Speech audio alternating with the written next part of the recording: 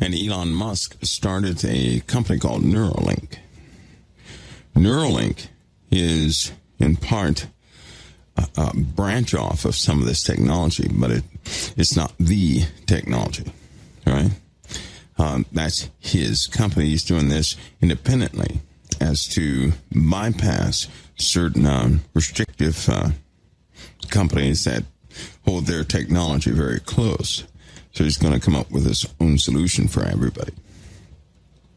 And essentially what that is an implant. It's a brain implant. But let me discuss with you guys why I brought this subject up in the first place. Would there be anything wrong with getting some sort of an electronic device to correct something medically wrong with somebody? In my opinion, no. There's nothing wrong with it. If that were the case, nobody should have surgery. Nobody should have hip replacements or knee replacements. It's all the same thing. It does not change your DNA. Your DNA is changed on a very different level. I don't see anything wrong. What the problem is what people will give up to keep it. Not what they'll do to get it, but what they will do to keep it. Because you can see the unfolding of a very old tactic. Satan has tactics, by the way, right?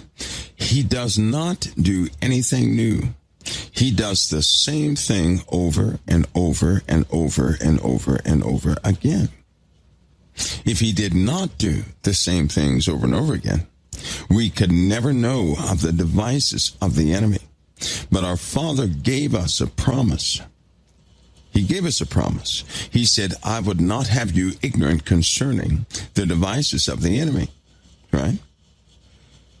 The enemy, a device is not some technological device, but devices of the enemy are his intentions and what he's actually doing and his envisioned future. Okay? His envisioned future. So he has a tactful mindset. And he's very methodical in what he does, meaning he's been working toward this goal for a long time. Right? Somebody says, didn't you hint at this years ago? Yes. And it's actually finished now. It's about to hit the medical markets. So it's going to change the world. Listen, it's going to change a lot. It's going to change a lot. It's going to blindside people. They're going to think it's the best thing in the world. Half the folks who were chasing that, who experienced, if you've ever had alcohol, no doubt you're caught what they call a buzz, right? Most people, they enjoy that buzz when they were young, but they found it to be a coping mechanism, just like marijuana is. People can say all they want about marijuana. We all know what marijuana does. It numbs you to the point where you can deal with the world, because when people don't have marijuana, they're almost like raving lunatics these days. But truth be told, let's be truthful here, right? It has, some medicinal use, yes. But we all know that most people use it as a coping mechanism. And to get it, they'll say, well, I can't see, or I have this chronic pain. Yeah, they'll say anything to get it, right? But it's used as a coping mechanism. Let's face the other fact. Most medications, Big Pharma, made by you, Big Pharma, that people utilize, they end up utilizing as a coping mechanism. They can't interact. They can't be normal without the medication. Let's see, there's another name for that. When something comes around like that and it alters people to the point where they absolutely really depend upon it, need it, and do anything to have it, that's called a problem, because it's unnatural to the human body. Let's see, where's the word? It starts with a P. Oh, a plague. That's what you call it. A plague. Right? Now, of course, medically, when you take these pills, the pills don't make you high. The substance does not make you high. The substance tricks the body into releasing a bunch of dopamine into the system, and that's where you get that good feeling from, which is why when you don't have this stuff, you no longer have that good feeling. Your body does not naturally release dopamine, and you have an addiction to it, right? Because your body uses that to get the smallest amounts of dopamine. This device corrects that as soon as you turn it on. There's no waiting time. Yeah, how many addicted people do we have in this country? Quite a bit. More than any other country. And how many of those people live in poverty and are in sorrow because they need that substance to survive? Too many. And when they're given this product, they don't have to do anything for it. It's going to be given to them. When they're given to it and they switch it on and they feel like they're instantly sober in mind, their chemicals are regulated. They have no withdrawal symptoms, nor do they have cravings for whatever they were taking. You really think they're going to give it up? No. Do you think they're going to allow anything to happen to the infrastructure that keeps it working? No. They're going to do everything they can do to keep it operational. What about the people in chronic pain? People that have back pain, hip pain, all these other pains. You know, they found something out with cancer too. They can absolutely shut cancer off electronically. We're not talking about surgery. That's going to be archaic. That's going to be something very old. If you could switch a button, right, turn a device on, wear a watch. It's in the form of something just like a watch. It's a feature on a watch. You have something like that, who's not going to get it? How many veterans do you know, right, that suffer from PTSD? And if it can correct PTSD by reordering your reward centers in the brain, right? Because trauma causes a person, they don't know what they're doing, but because they don't know how to control their brain and things like that, but it reorders their reward centers. If that can be put back into normal operation, or somebody with an abnormal mind, right? Somebody who's born with a chemical imbalance, we have lots of those, and possibly they have to take some depression medication, things of that nature. If they turn this thing on, and it corrects all of that, you think they're going to give it up? They won't. More and more in the news, you're going to hear about people who have been on this program, for this methamphetamine program, and heroin program, how they have a device, and the device has changed their lives. Changed it. Listen, this thing is so good that if you were to go to the dentist, you don't need injections or anything else. You redirect all the signals, right? From the pain going through the nerves in your mouth, you redirect them. Assign them, so to speak. A different, characteristic. No more pain. No more fear of the needle and the sound of the saw. None of those things will disturb you.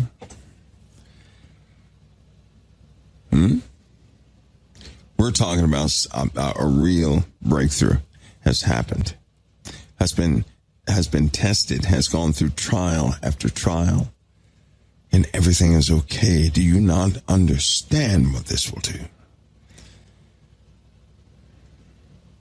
What they're essentially doing is talking to neurons or emulating neurons, right? So that makes Elon Musk's work a public.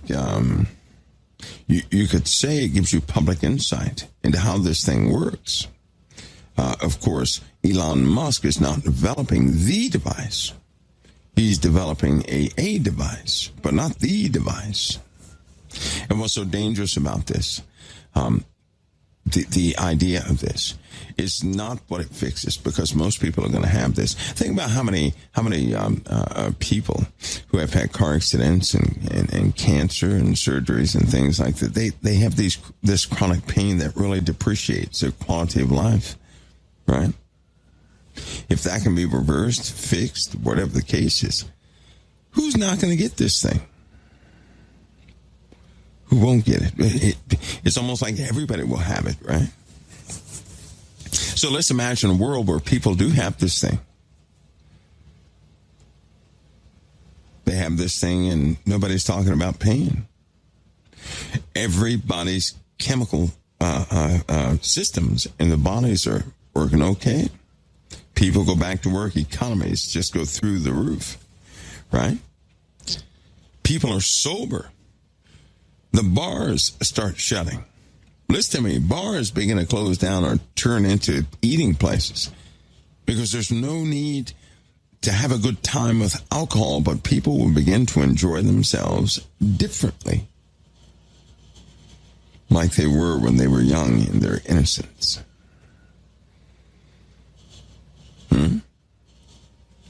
Who wouldn't have this thing? And by the way, just to reiterate, do I think something is wrong with it?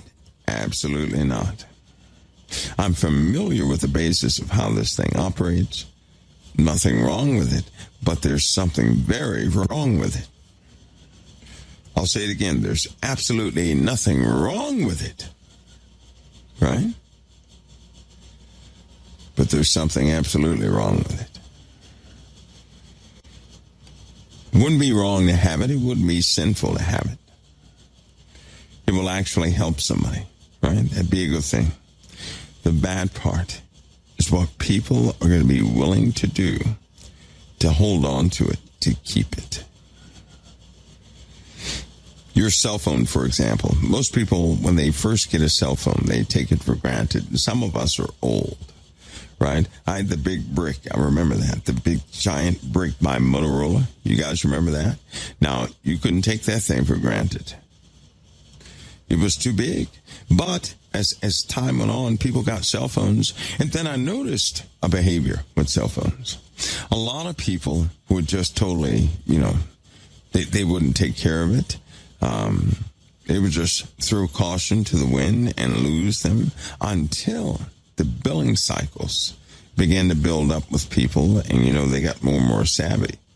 And people were willing to pay a little more money than usual to get the latest and the greatest. But I noticed how people would take their cell phone for granted. They would sit on them, blow them up, break them, and do these things until they got themselves into a crunch. Do you guys remember the cell phone bubble? It was when cell phones came out and they extended credit, right? That bubble burst, by the way. They had all these people under contract, but the people weren't taking care of their phones until the bill came out or until they didn't have it. When they didn't have it, they panicked because it became a useful part of their lives they couldn't recognize. And when they lost it, when their service was canceled, whatever the case was, they panicked. They panicked. Most people described it as being chopped off from the world, right? They did. And so it was a crazy transition of mankind. One of those areas that most people don't even think about. People compromised quite a bit to have a cell phone. Even the ones that talked against it. And when you don't have a cell phone, you feel like you're isolated from all humanity. You actually feel alone. I took my cell phone one time and I turned the cell phone totally off. And even back then, it felt like I was missing something instantly. Right? When computers came out, the same thing happened when you turned it off or you had your service turned off or something like that. It would make you feel like you were missing something in the world. It felt like you had been betrayed, like you've been kicked out of society. Anybody know what I'm talking about? You can't get your information. I hear people do it all the time. Even those of you, if something goes wrong with YouTube or something like that, People panic. They say, hey, I can't get this and I can't get that. And they come up with every excuse in the book why they should be utilizing it. This medical breakthrough is going to do the same thing. People are going to come up with every excuse in the book to keep it, to have it. And here's the problem. Here's the problem. When something works like that, and it's really good, people are going to do anything to keep it, which empowers whoever controls it even more. Even more. And because people are going to be conditioned to having things like that, it's preparing them to easily adopt what's coming down the pike. If we accepted cell phones like we did, even those of us who spoke against technology, the evils of what men are utilizing it for, even those who understand what a cell phone truly is. I'm talking about beyond communication. They truly understand what it is. Even they have a cell phone. They can say what they want, but they have one. And I noticed before cell phones were the thing to use, when people still had house phones, there were a lot of people going around telling other folks, don't get this cell phone thing. You got to watch yourself, because cell phones, they had all these opinions. But when they mandated cell phones went digital and they cut down all these landline services, all of a sudden the same people who talked about the evils of the cell phone, right? They switched the conversation. You know what they switched it to? They said, well, you have your cell phone, but you have no privacy. That's what they did. The conversation shifted, right, to not even discussing what the cell phone actually was, and they switched it to privacy. That's a tactic designed specifically for us to shift the argument over to something else and to ignore the initial topic in the first place. At first, people are going to say with this breakthrough, this medical breakthrough, when it's really out there, oh, that's eerie. I don't like that too much. In truth, it's a good breakthrough for humanity. Anything that can stop a person from having to take injections and things like that's a good thing. It also corrects sugar. You can trick the body into releasing, right, the right types of sugar. How wonderful is that for someone who's diabetic? And they're walking around thinking if they have an injury, it could be the end of their lives. That'd be a wonderful thing. But I'm telling you now, people will readily adopt the entire system behind it, and that's going to be a problem. That's the real problem. Not the device. Not the device. But it's what people are going to do to keep the device. To understand that to turn that device off is to feel like you're dying again. Nobody's going to go for that. Even the people that feel okay, I'm sure they're going to run this test. Now, I'm not giving you something official. Okay, I'm giving you a concept. Something I would do if I were in the world in that category. One of the first things I would do was have a control group to be on this device, and then I would turn it off.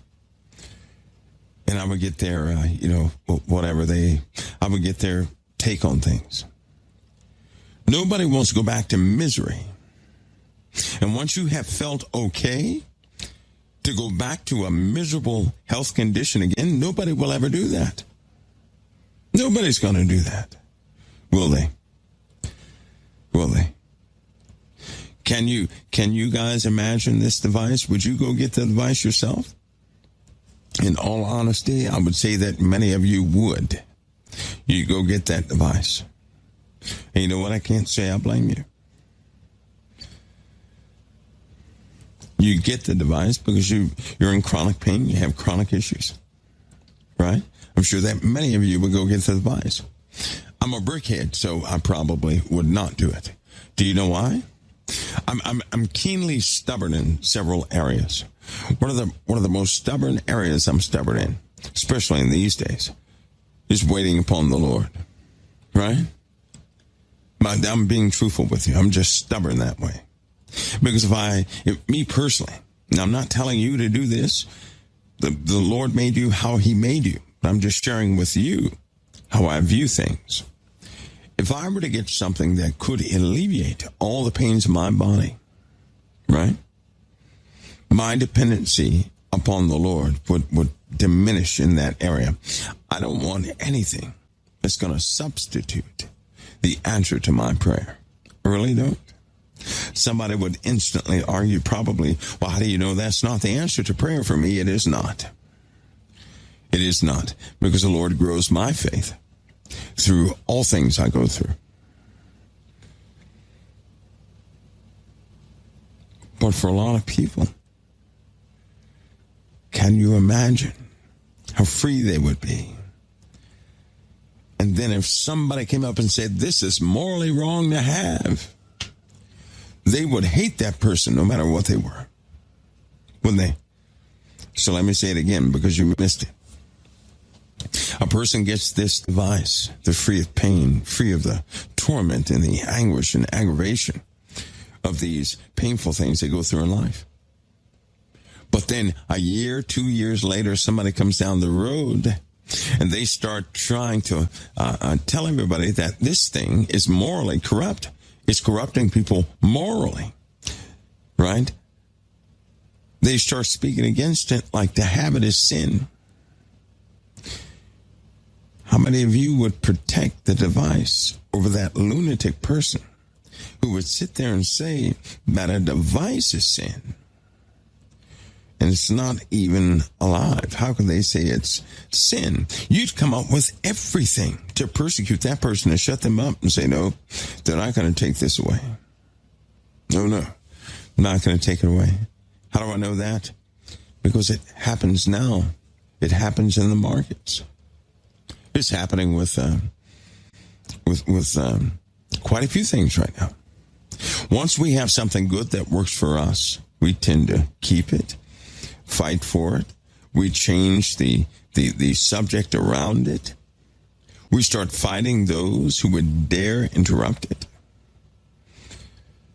And therein lies the greatest issue. See, because there's someone on the earth right now. There's someone on the earth who has trillions of dollars at their disposal. Trillions. If they wanted to, they could get governments out of debt right now. In fact, they credit this individual as, well, it's going to sound strange, but it's the way it is. They credit this individual as owning all the assets of Earth. How about that? This individual is coming out of the shadows. This individual is someone that they obviously cherish. And they're going to set everything up for this individual's gain.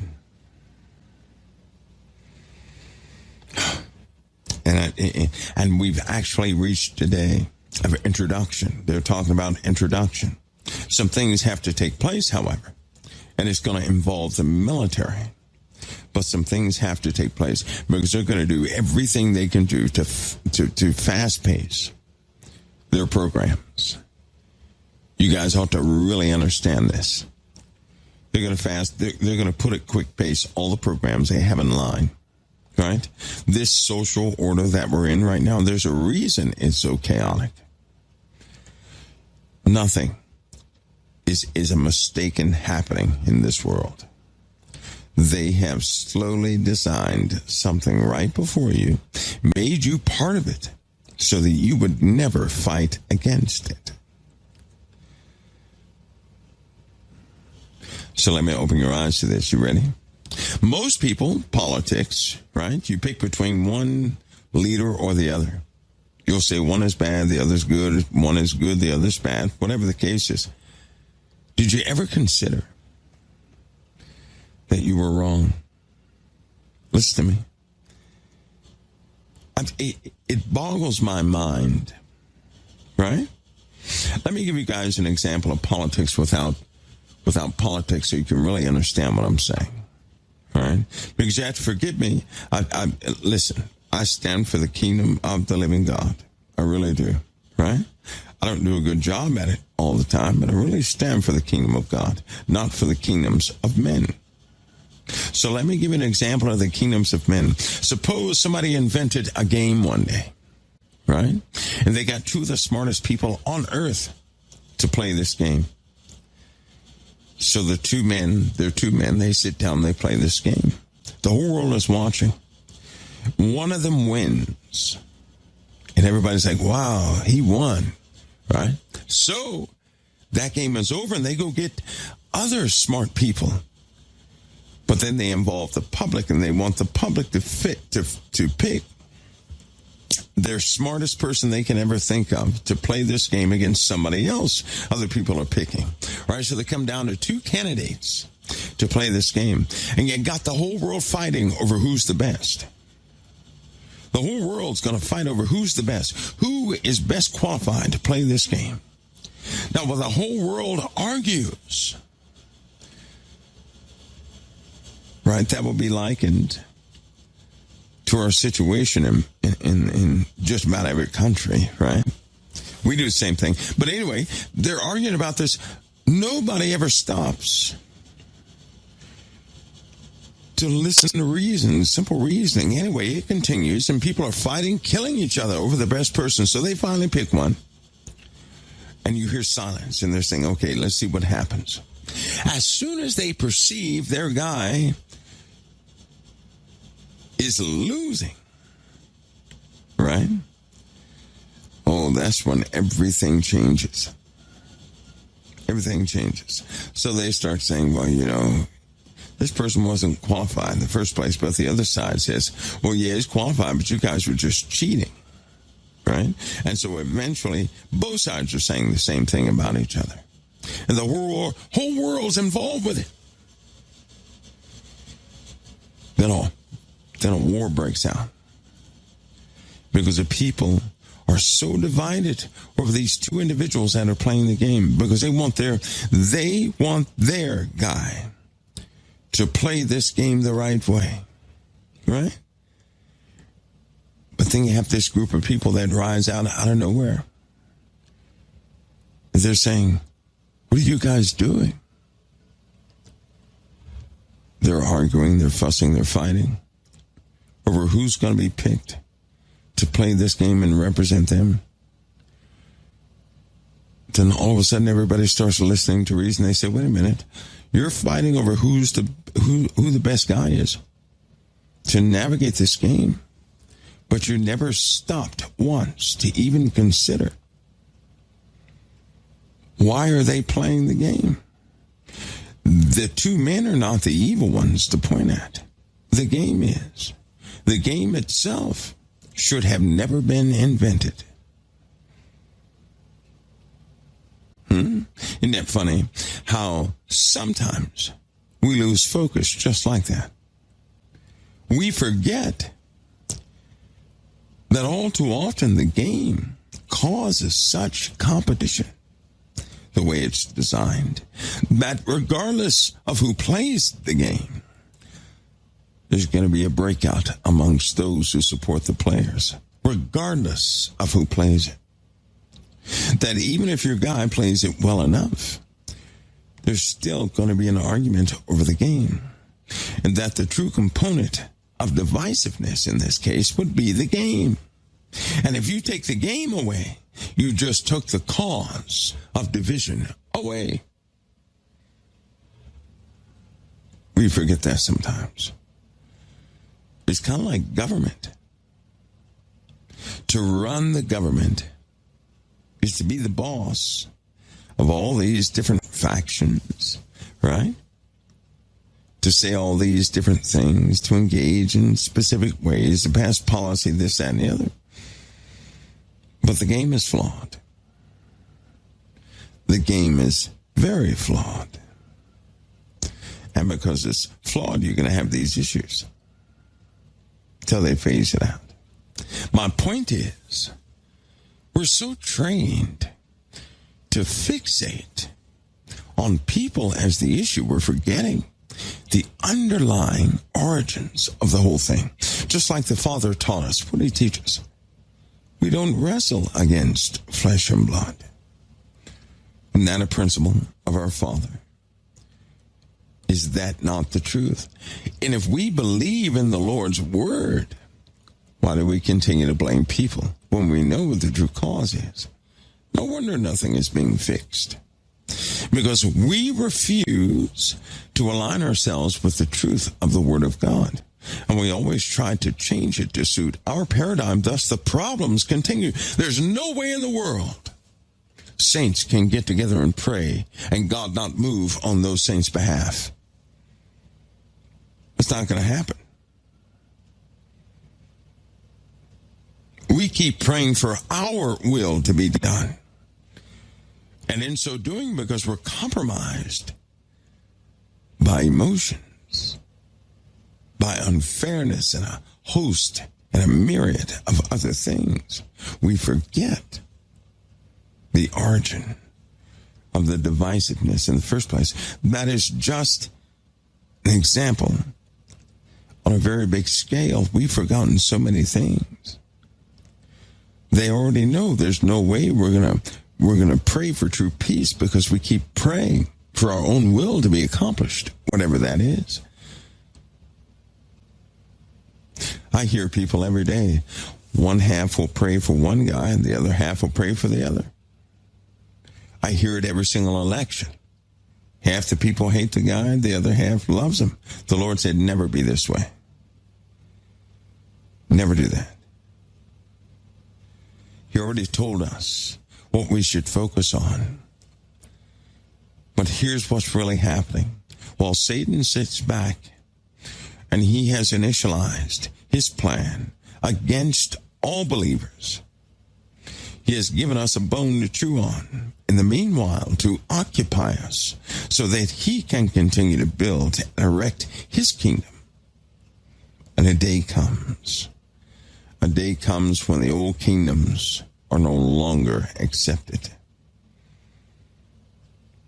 And the new ones rise, or I should say a new one rises.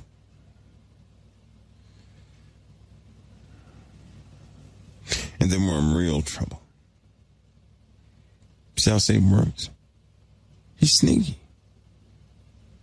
Right now, another system is being manufactured. And it has. Why do you think cryptocurrency is out there in the first place? I mentioned that a few days ago. This is so funny. Either I woke my own ears up or something happened, but ever since I'm mentioning cryptocurrency, that's all you hear on the news. More and more is about cryptocurrency. Am I the only one that perceive that? They sure are mentioning that quite a bit. You hear cryptocurrencies. It's all over the place. Then, of course, you get nosing and you find out it's propped. Let's put it that way. It's really propped, right? But, folks, what I'm telling you is this. In the Bible, the kingdom of the beast rises, and nothing was able to stop it. In the Bible, the persecution of so many took place, and there was no one or no country able to halt it. And there were many who were serving it and did not know it. Because of their own denial, they continued in servitude to a darkness that was the end of them.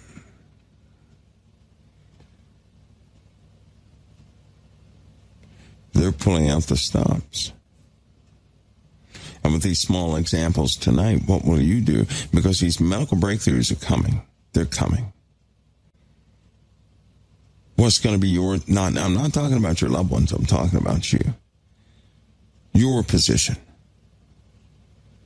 What will you do when they offer you a fix?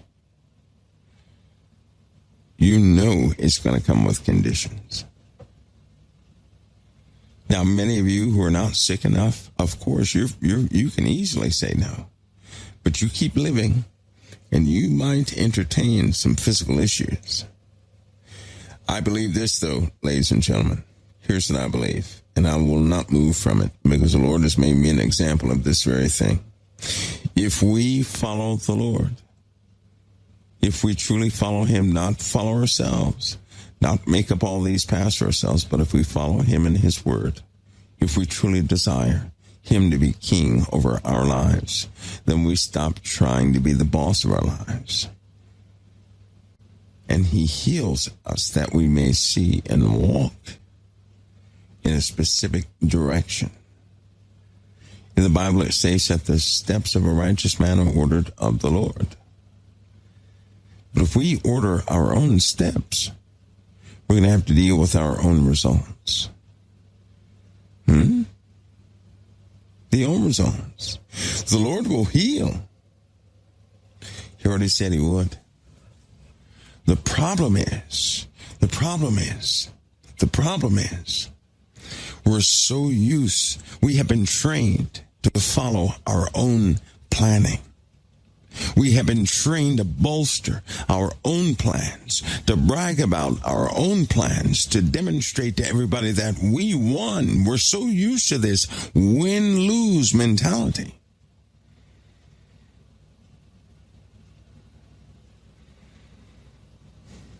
That we're doing everything in those two, that frame of mind. That frame of mind is not the mind of Christ. He does not operate by some win-lose capacity. We do. And we don't want to lose. So we have our own plans, right? We have backups in our own plans. And when this medical breakthrough is offered to people, they're going to get it. They're going to see a vision of their own future with very different eyes, and nothing will be able to separate them from this breakthrough in their lives. It will become a part of most people's lives. I'm not speaking against that. I am speaking a caution to what people are going to do to keep it, because the day will come. A shortage will come, and they're going to see what people are willing to do to get it back. That's how they gauge entire sets of people. They do this on purpose to see what condition the mindset of the people is actually in. They do this stuff on purpose. And once they get the pulse of the people, they go ahead with their plans in accordance with the loyalty of those folks. The kingdom of the beast, it's gonna rise. The man of perdition. Well, now, someone is here on this earth right now who is making a big difference. Someone is talking to kings right now, and he has them under his finger. They talk in briefings of this individual all the time, indirectly. They speak as though someone has control of all the assets in the world. They're speaking that now, and they're making plans that he will be pleased with it.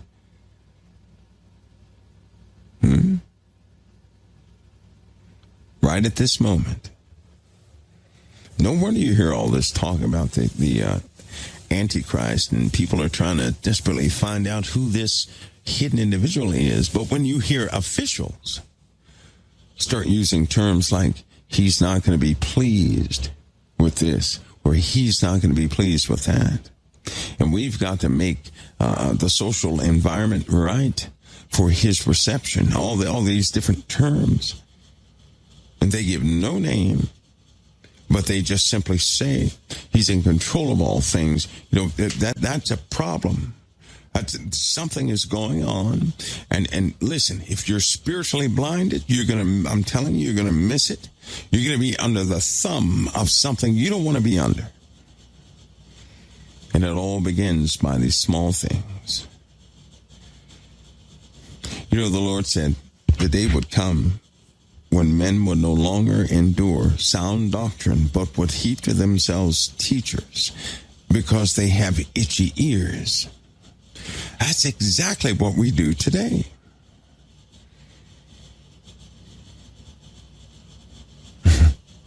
We do that today.